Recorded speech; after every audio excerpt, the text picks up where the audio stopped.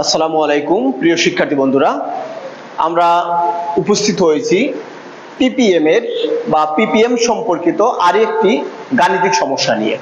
আমার এখানে লেখা আছে 10% H2SO4 দ্রবণের ঘনমাত্রাকে পিপিএম এককে প্রকাশ করো।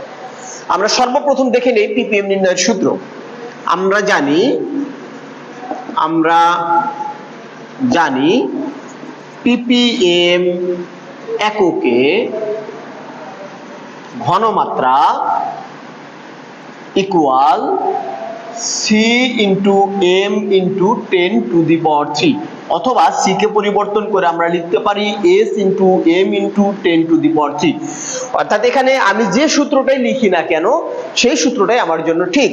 তাহলে আমার এই দ্রবণ থেকে প্রয়োজন ঘনমাত্রা আণবিক ভর। আমার কি এখানে কোনো ঘনমাত্রা দেওয়া আছে? না, কোনো ঘনমাত্রা দেওয়া নেই।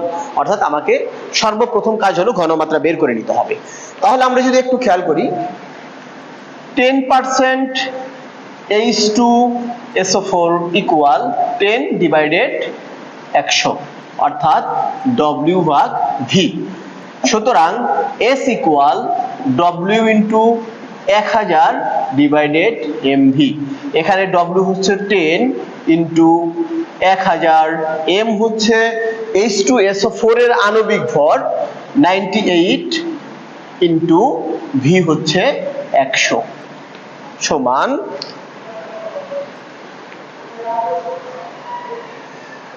10 into 1000 divided 98 into 100 1.02 M 1.02 M।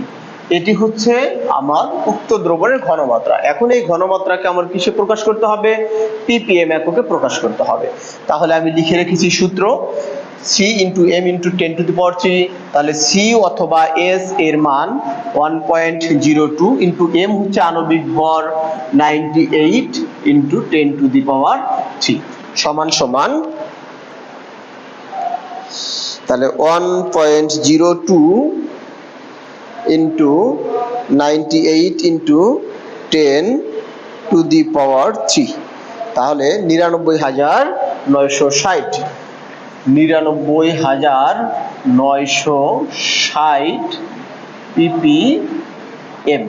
এটি হচ্ছে 10% H2SO4 দ্রবণের পিপিএম এককে প্রকাশিত ঘনমাত্রা।